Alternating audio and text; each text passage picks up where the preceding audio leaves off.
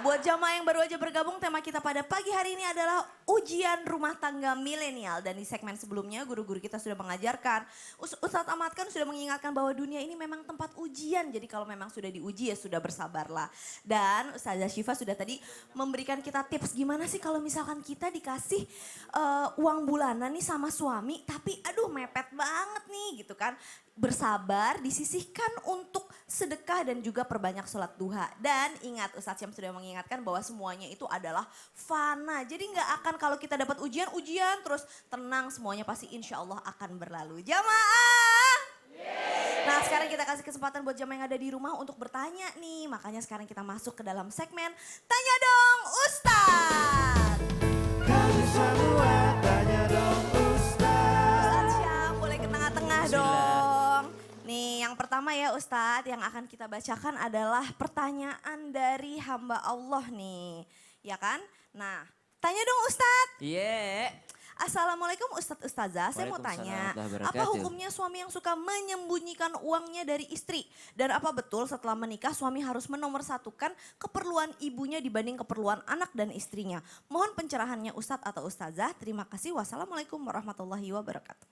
Bismillahirrahmanirrahim. Waalaikumsalam warahmatullahi wabarakatuh. Hukum menyembunyikan uang daripada istri tergantung kesepakatan. Karena tidak ada juga kewajiban untuk belak-belakan masalah keuangan. Tergantung siapa yang harus mengatur keuangan tersebut. Dalam Islam tidak diatur bilang harus diatur atau istri atau harus diatur oleh suami. Tidak ada itu di dalam agama kita.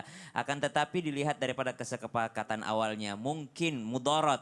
Kalau mudaratnya lebih besar kalau saling menyembunyikan maka ini bisa termasuk dosa dan bisa termasuk zalim. Kenapa? Ketika pada zaman sahabat ketika ada seorang sahabat wanita sahabiah datang kepada baginda Nabi, ya Rasulullah suamiku sangat pelit, maka Nabi mengizinkan untuk mengambil uangnya sesuai dengan keperluannya. Maka dari itu tetap menjadi kewajiban suami untuk menafkahi istrinya, tapi tidak melupakan kewajibannya sebagai anak untuk ibunya. Tinggal bagaimana dilihat prioritasnya. Maka dalam Islam juga ada namanya fikih prioritas. Maksudnya siapa yang lebih membutuhkan, ibundanya kah atau istri dan anak-anaknya. Ya dilihat siapa prioritasnya pada saat itu atau pada saat itu, tertentu itu pada saat siapa. tersebut. Baik, jazakallah khair. Nah Sama-sama, sekarang Ca. kita mau jawab pertanyaan yang kedua nih. Tanya dong Ustadz. Iya. Bismillah, Assalamualaikum Pak Ustadz. Mau tanya dong bagaimana hukumnya jika nikah siri terus suami meninggalkan lebih dari 7 bulan. Tapi belum keluar kata talak. Itu gimana hukumnya Pak Ustadz? Mohon tausiahnya. Terima kasih Pak Ustadz. Wassalamualaikum warahmatullahi wabarakatuh. Dalam siga taklik tuh pernah diucapkan kalau saya meninggalkan istri selama 2 tahun berturut-turut. Atau saya tidak memberikan nafkah lahir dan batin selama 3 bulan. Kemudian atau saya menyakiti jasmani istri saya. Dan atau saya tidak memperdulikannya selama 6 bulan. Maka jatuh talak atau saya punya hak untuk meminta yang namanya khulu. Atau saya berhak untuk pengadilan untuk meminta cerai. Dan ini yang sangat meruginya nih Ca. Kenapa tuh? Ketika nikah siri. Nikah siri tidak ada dokumen negara. Sehingga sang laki-laki bisa berlaku semena-mena. Dan yang dirugikan adalah sang wanitanya. Maka saran Syam untuk seluruh perempuan yang ada di luar sana jangan pernah mau dinikah siri. Kenapa? Karena tidak ada dokumennya, tidak ada surat-suratnya. Dan si laki-laki bebas meninggalkan Anda kapan saja. Kalau sudah meninggalkannya maka si wanita boleh menghadap ke pengadilan untuk meminta yang namanya cerai. Ya, tapi sekarang kan dia nikah siri, nggak ada dokumen, dia nggak bisa juga ke pengadilan. Maka kalau dibilang jatuh talak, belum jatuh talak. Karena nunggu dari sang suami mengatakan talak baru jatuh talaknya. Oh gitu, walaupun udah 7 bulan nih gak Walaupun dihubungin. udah 7 bulan, itu tadi yang kami sebutkan hanya persyaratan si istri boleh mengajukan cerai. Tapi mau mengajukan kemana? Orang Orang pengadilan juga nggak gak ada pengadilan, dokumennya. Terkatung-katung lah nasib Oh, dia. ya Inilah Allah, bahayanya yang nauzubillah namanya min dzalik. nikah siri. Oh. Status pernikahan enggak, status perceraian juga enggak. Oh gitu, jadi itu buat wanita-wanita di luar sana kita juga harus pintar Betul. ya. Jadi sama-sama pintar, suami sama-sama bertanggung jawab, istri juga harus bisa pintar dan membawakan dirinya juga harus bisa lebih bertanggung jawab. Cakep. Masya Allah, tabarakallah. Terima kasih banyak Ustadz Syam. Sama-sama. Kasih tepuk tangan dulu dong Bu buat Ustadz Syam. Jamaah. Mau dengerin tausiah dari Ustadz Maulana nggak? Masya Allah, Ustadz Maulana boleh dong kesini. Iya, Masya Allah. Ustadz, Senang rasanya. Selamat ya. Alhamdulillah, selamat apa sih? Banyak selamatnya. Oh iya, terima kasih. Selamat, Selamat. karena menanti 4 tahun anak. Alhamdulillah, Dan alhamdulillah sudah Rabbil Alamin. dikasih karunia. Alhamdulillah, Jadi yang Rabbil Alamin. dimanapun berada, kalau belum dikarunia anak, jangan putus asa. Karena Allah memberikan di saat yang tepat. Baik. Nah, ngomongin yang tadi yang masih tergantung ini. Oke, apa itu? Gimana kalau misalkan kita udah nunggu-nunggu anaknya udah lama. Oh, iya. Tapi insya Allah anak ini sesuai dengan apa yang kita harapkan ya Ustadz Ramadan ya. Amin insya Allah. Nah tapi gimana kalau di luar sana ternyata keturunannya justru tidak seperti yang diharapkan. Ya. Bagaimana harus menyikapinya? Mohon Makasih tausiahnya. Bismillahirrahmanirrahim. Assalamualaikum warahmatullahi wabarakatuh. Waalaikumsalam warahmatullahi wabarakatuh. Jamaah. Oh jamaah. Lillah. Alhamdulillahirrabbilalamin. Alhamdulillah tepat 15 Rajab hari ini. Semoga kita mendapatkan berkah untuk mendapatkan berkah di bulan Rajab, Sa'ban hingga bisa masuk di bulan suci Ramadan. Jamaah. Menanti iya. Menanti itu bagian dari ujian. Ketika orang sudah punya pasangan lalu menanti punya anak, Allah menunggu kesabaran kita, melihat kesabaran kita. Maka kadangkala ada yang salah doa. Maaf ya. Ya Allah kasih aku anak walaupun segini. Itu yang salah. Tidak boleh kasih aku anak walaupun nakal. Tidak boleh. Kasih aku anak walaupun.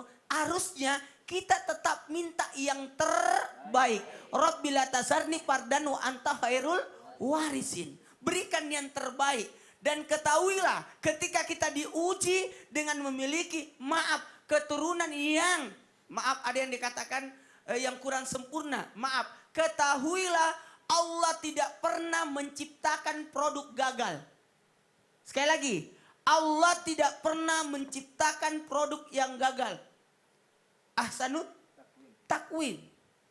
Allah ciptakan manusia sebaik-baik ciptaan. Tapi kan dia tidak punya ini.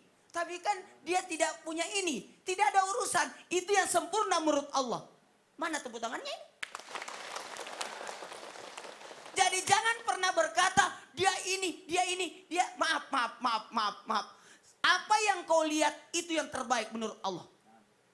Itu yang terbaik. Maka tidak ada hak kita untuk menghina, melecehkan, membuli ciptaan Allah. Bukan dia yang kau hina, tapi yang kau hina adalah siapa yang menciptakannya. Jadi jangan pernah. Jadi menyikapinya dengan tidak menghina.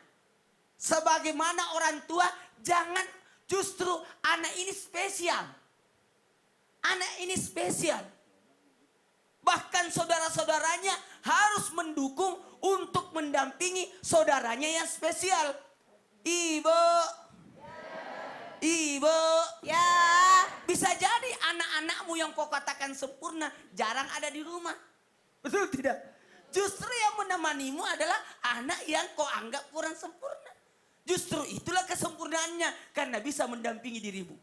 Apalagi responnya harus sisi positif. Iya anakku. Harus respon. Karena kita tidak mungkin, menyamaratakan anak. Adil terhadap anak. Tapi dalam segi pembagian belum tentu bisa sama. Anak laki-laki perempuan sama nggak pembagiannya? Beda. Masa anak laki-laki pakai pita? Betul tidak? Tidak bisa. Harus sesuai kebutuhannya. Ternyata anakku ini lebih banyak kebutuhannya. Maka dananya lebih banyak ke sana. Lalu anak-anak yang lain tidak boleh cemburu. Kok iya lebih banyak? Tidak bisa karena beda kebutuhan. Apalagi makanya di sini dibutuhkan dukungan orang tua dan pihak keluarga yang lain untuk melayani dia. Makanya kalau orang hamil 4 bulan ke 9 bulan doanya ini ketika pegang-pegang perut. Bukan hanya digaruk-garuk tapi ada doanya itu. Aduh, Ustaz. Kan kalau hamil tuh gatel juga, ya Ustaz. musawir, ya musawir, Ya ya musawir, musawir, ya ya musawir, ya musawir. musawir, ya musawir. Ya Allah yang menyempurnakan, yang menyempurnakan, yang menyempurnakan. Masya Allah. Bukan ida sarana, aku mau tidur, gatal lagi. Nggak bisa. Nggak boleh ngeluh Nggak ya. boleh ngeluh. Iya sih, emang benar. Kita tidak boleh mengeluh terhadap anak. Oh nggak boleh ya. Alhamdulillah anak saya 10 tahun, 8 tahun, 6 tahun, 4 tahun. Tidak ada yang pernah saya marahin. Nggak pernah. Walaupun yang satu naik Nggak ke pernah. atas sana, yang satu guling-guling di bawah. Aku yang cuma satu... bilang, pinter banget. Oh Turun. Gitu. Oh gitu ya, Masya Allah. Yang satu minta digendong gitu ya. Aduh, pinter banget. Oh gitu. Jadi tetap senyum. Harus tetap bersyukur. Pecah gelas. Oh pecah gelas gitu. Oh. Piring. Oh gitu. Senyum aja pokoknya. Masya Allah. Jazakallah khair. Terima kasih banyak Ustadz Maulana. Kasih tepuk tangan Bu buat Ustadz Maulana. Masya Allah jamaah. Kalau anak atau cucu mecahin gelas harus gimana Bu? Senyum. Udah diajarin Ustadz Maulana. Ayo. Nggak yang boleh. biasanya kan marah. Mana kenapa gelas? Jangan anaknya diambil, jangan sampai kena beling. Oh gitu, tunjukin kalau kita punya rasa kasih sayang jauh lebih besar daripada hanya secangkir gelas gitu, Masya Allah. Nah sekarang saya mau nanya nih sama Ustazah Syifa. Ustazah Syifa, berbicara tentang suami sama istri nih ya. Kadang-kadang kan suami kita rezekinya itu ditebar sama Allah di seluruh dunia nih gitu. Ternyata lokasinya jauh banget sama tempat tinggal kita, jadi kita sering ditinggal-tinggalin. Jadi LDRan sama suami gitu Iya, terus kan kita kangen, terus jadi istri harus gimana Ini dong? kayaknya lebih pantas pertanyaannya buat Ustadz Maulana. Oh gitu ya. Gimana nih? LDR-nya kejauhan, ke akhirat. Jauhan ya, Oh, Masya Masya Allah. Ya, ada cara-cara yang harus ditempuh gitu untuk istri agar dia sabar berjauhan dengan suami, tapi lebih lengkapnya lagi insya Allah nanti setelah yang lewat ini deh. Baiklah kalau begitu. Udah Jadi habis waktunya. jangan kemana-mana, tetap di Islam itu indah. Jangan